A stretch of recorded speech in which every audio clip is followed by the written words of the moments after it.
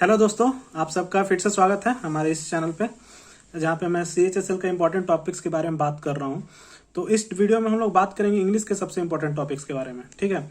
और उसके पहले एक सवाल का जवाब मैं दे देता हूँ। बार बार कमेंट में लोग पूछते रहते हैं कि आप भाई बिहार से हो, कहाँ से हो। तो भाई मैं बिहार से हूँ, प्रॉपर बिहार से हूँ, और मैं पटना डिस्ट्रिक्ट से हूँ, ठीक है। तो अब तो ये कन्फ्यूज़न क्लियर रहेगा, किसी को ये कन्फ्यूज़न ना हो, ठीक है।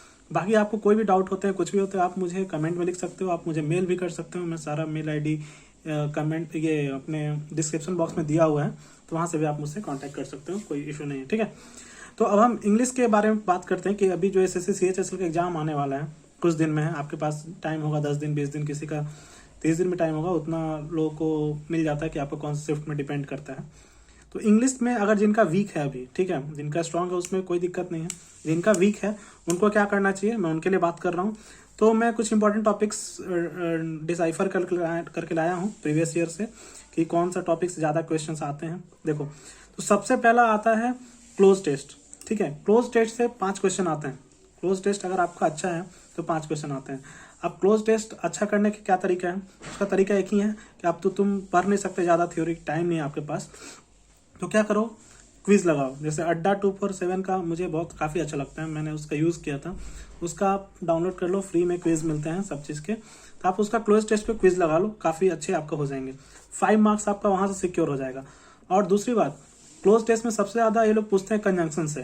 तो अगर आपका कंजंक्शन चैप्टर वीक है तो कोई भी बुक उठाओ इंग्लिश का, आप आराम से उसका कंजंक्शन चैप्टर उठा के पढ़ जाओ, ठीक है। इससे आपका आराम से कंप्लीट हो जाएगा कंजंक्शन वाला पार्ट। और उसके बाद क्लोज टेस्ट प्रैक्टिस कर लोगे 20-30 तो आपके आने लगेंगे। देखो, क्लोज टेस्ट है ना, सिर्फ कॉम्प्रिहेंडिंग का खेल है। अगर आप पढ़ने लगो, मतलब पेपर अगर आप पढ़ रहे हो रेगुलर, तो आप आराम से क्लोज टेस्ट ऐसे ही कर जाओगे, कोई रूल लगाने की जरूरत नहीं पड़ती है, ठीक।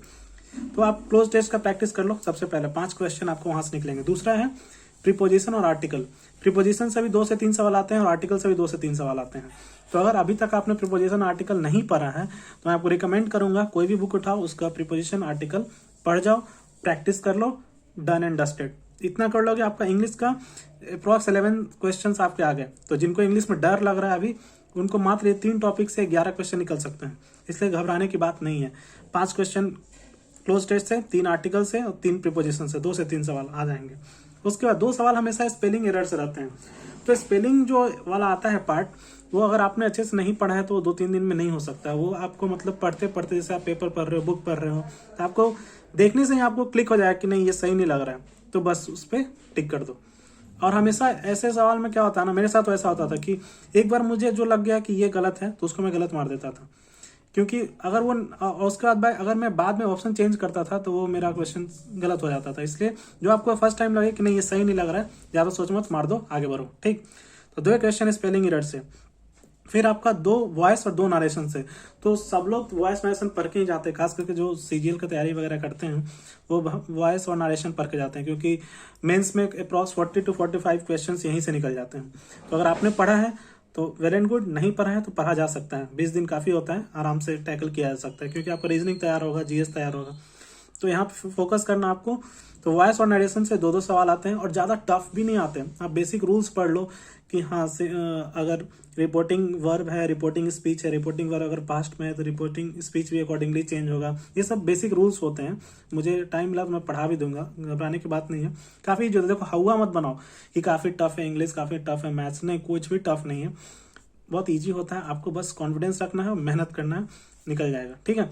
तो वॉइस नरेशन 2-2 सवाल आते हैं। स्पेलिंग एरर मैंने बता ही दिया, प्रीपोजिशन से 3 बता दिया, आर्टिकल भी बता दिया। अब आते हैं 1 वर्ड सब्स्टिट्यूशन। तो 1 वर्ड सब्स्टिट्यूशन से 2 क्वेश्चन आते हैं। तो अगर आपने रटा है तो अच्छा है, नहीं रटा है तो फिर अगर एग्जाम में इजी आ गया तो मार देना, नहीं आया तो फिर छोड़ देना। उसके बाद सिनो एंटो से 2-2 सवाल आते हैं। सिनोनिम और एंटोनिम से 2-2 क्वेश्चन आ ही जाते हैं।